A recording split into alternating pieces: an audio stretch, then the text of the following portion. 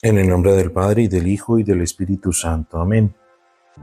Lectura del Santo Evangelio según San Marcos. Gloria a ti, Señor. En aquel tiempo, el Espíritu empujó a Jesús al desierto. Se quedó en el desierto 40 días, siendo tentado por Satanás. Vivía con las fieras y los ángeles lo servían. Después de que Juan fue entregado, Jesús se marchó a Galilea a proclamar el Evangelio de Dios. Decía: se ha cumplido el tiempo y está cerca el reino de Dios. Convertíos y creed en el Evangelio. Palabra del Señor. Gloria a ti, Señor Jesús. Precisamente nos encontramos en este primer domingo de Cuaresma, ya luego de haber iniciado nuestro recorrido por este desierto, con este pasaje precioso de Jesús. El evangelista Marcos nos deja entrever algo muy sencillo, algo que para muchos tal vez pueda pasar desapercibido, o para muchos otros pueda que no sea tan desapercibido. Y es que Marcos no hace alusión a los tipos de tentación que tiene Jesús, así como lo hace Mateo, como lo hace Lucas. Simplemente Marcos hace la alusión de que el Espíritu lo empujó a Jesús al desierto. El desierto, como lo hemos venido diciendo en estos días, pues es ese lugar para la prueba, es ese lugar para la purificación, es ese lugar para encontrarnos con nosotros mismos y encontrarnos con Dios. Pero también en el desierto se encuentra a uno con Satanás. Es cierto, sí, no podemos evitar esa realidad de que el mal también está ahí al lado cuando el bien quiere de alguna otra manera tratar de liberarnos, tratar de que nosotros seamos mejores. El mal siempre mete de las suyas y siempre quiere hacer eso. Pero el texto de hoy ciertamente nos dice algo precioso. Primero, que Jesús se queda 40 días en el desierto. Ese número 40, ese número 40, si nosotros lo miramos en otros pasajes bíblicos, pues fueron 40 días que duró el diluvio, fueron 40 años que el pueblo de Israel pasó en el desierto para entrar a la tierra prometida, ¿sí? Y muchas otras 40 años del reinado de David en Israel. Y algunos otros pasajes en donde el número 40 tiene una significación especial. Y esa significación es ese momento de purificación, ese momento de entrar en conciencia, de entrar a que podamos nosotros experimentar la gracia y la bondad de Dios. La lectura del día de hoy, especialmente la lectura del libro del Génesis, que habla precisamente de la alianza que Dios establece con Noé, y que el Salmo precisamente instruía de la siguiente manera: el Señor instruye en sus sendas, sí, instruye, guía en el camino e instruye en sus senderos. Y los senderos del Señor, que son insospechados, los senderos del Señor que son completamente distintos a nuestros senderos, a nuestro caminar, a nuestro orar común y corriente dentro de la cotidianidad, pues le tenemos que pedir al Señor es que en este desierto, pues nos guíe por sus senderos, nos guíe y nos ilustre por esos caminos que hemos nosotros de recorrer. El Señor venció las tentaciones y venció a Satanás. Esas tentaciones del hambre, esa tentación del prestigio, esa tentación del poder, ¿verdad? Y de lo placentero del poder y del poseer. Pero más allá de eso, el Señor siempre está de la mano del Señor, siendo consciente de la alianza, recordando la alianza que el mismo Dios estableció desde antiguo con el pueblo. Nosotros, distinto a los padres anteriores, puede que sea distinto, puede que no, pero deberíamos que ser más conscientes de la alianza nueva y eterna que se ha establecido a través del sacrificio de nuestro Señor Jesucristo para ya no pecar más. Pero aún así nuestra humanidad es absolutamente frágil y nuestra humanidad es absolutamente tentable. Si definitivamente la tentación, o mejor, el pecado, sí, la tentación, el pecado y la tentación no se nos presentase a nosotros como algo bueno, como algo apetecible, nosotros no accederíamos a ella. No accederíamos a ella si se nos mostrase con el rostro con el que ella es, con el que ella tiene. Pero eso no va a ser así. El diablo, Satanás, siempre se nos va a meter por el lugar más difícil o más recóndito para nosotros, esa debilidad, ese deseo apetecible más profundo y más que más anhelamos en nuestro corazón. Y por eso Jesús pues también es tentado en el desierto, pero Jesús vence. Eso es algo lindo. Jesús vence en el desierto, ¿sí? Viviendo allí. Y pues para también prepararse, ese tiempo también le sirvió a Jesús para prepararse y para preparar su misión.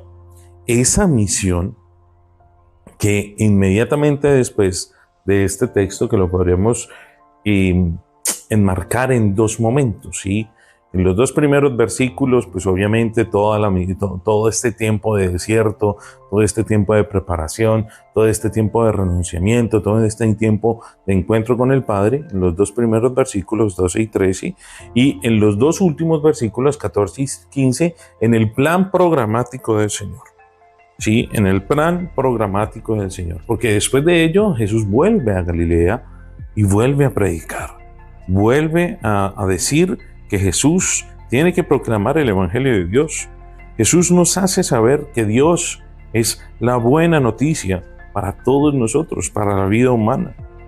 Miren tan lindo estas frases o este pasaje que San Agustín a veces nos recuerda y tenemos que tener presente, y así lo decía San Agustín: nos has hecho para ti y nuestro corazón está inquieto hasta que no descanse en ti.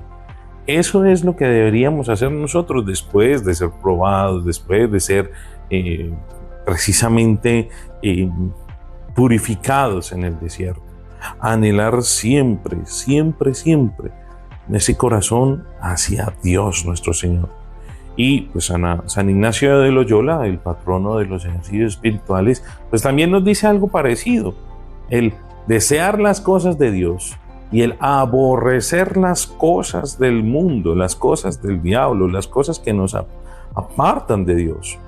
Por ahí escuché alguna vez un hermano sacerdote que nos compartía que ante la tentación, precisamente tenemos que, ante la tentación, huir y orar. Y ese era un consejo que le daba un viejo sacerdote a este hermano cuando aún era un pequeño, un chiquillo. Y a todos hoy por hoy también nos sirve ese consejo: huir y orar, huir ante la tentación y orar para no sucumbir ante la tentación, ante el pecado, ante la debilidad.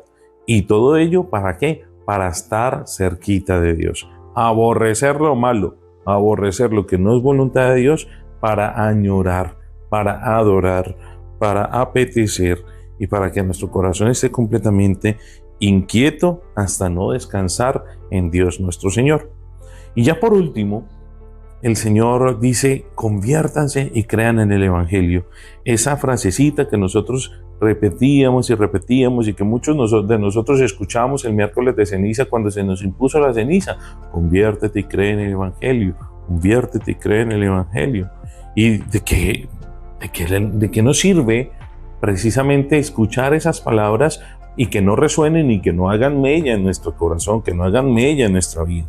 Pues el Señor nos pide a nosotros que algunos tenemos que cambiar de vida, arrepentirnos, cambiar el modo de pensar, cambiar nuestro modo de vivir para poder percibir la presencia del reino de Dios entre nosotros. La persona que debe comenzar a pensar, vivir y actuar de un modo distinto al modo que Dios quiere que nosotros actuemos. Debemos cambiar de vida, encontrarnos con otro modo de convivir. Tenemos que dejar aparte tanta leguleridad, ¿sí? Tanta arandela que a veces le colocamos a la fe o que a veces le colocamos a nuestra vida, y que eso también nos impide tener un encuentro cercano con el Señor. Y Por último, pues obviamente creer en la buena noticia. Conviértete y cree en el Evangelio. Creer no es una fácil tarea de aceptar. La fe y la creencia específicamente para muchos de nosotros los cristianos a veces es complejo poder creer y decir, Señor, yo creo, pero aumenta mi fe. Esa es una de las peticiones y de las calculatorias en las que muchos de nosotros vamos delante del Santísimo. Señor, yo creo, pero aumenta mi fe, porque no es fácil aceptar el mensaje del Señor. No es fácil aceptar el Evangelio, porque el Evangelio precisamente talla. El Evangelio precisamente es algo novedoso que nos invita siempre al cambio actitudinal, nos invita siempre a salir de nosotros mismos para ir a los demás. No es fácil comenzar a pensar de un modo diferente, nunca es fácil, pero no es imposible. No es fácil dejar de un lado aquellas enseñanzas que nos dieron cuando éramos pequeños, pero eso sí, cuando nosotros nos encontramos delante del Señor y con el Señor y hacemos ese cambio de vida del que hemos hablado, pues realmente eso es posible a través de un acto de fe. Y cada uno lleva la noticia como la tiene y como la necesita y como la vive, ¿sí? Y todos llegamos con una noticia inesperada, porque es que la buena noticia del Señor para cada uno de nosotros llega de manera inesperada, llega de manera diferente, pero eso no hace que nosotros vivamos por la palabra. Es más, a veces es difícil de aceptar. Se acepta solo y solamente se puede aceptar si la persona que la anuncia es digna de crédito, es digna de credibilidad, es testigo de esa palabra.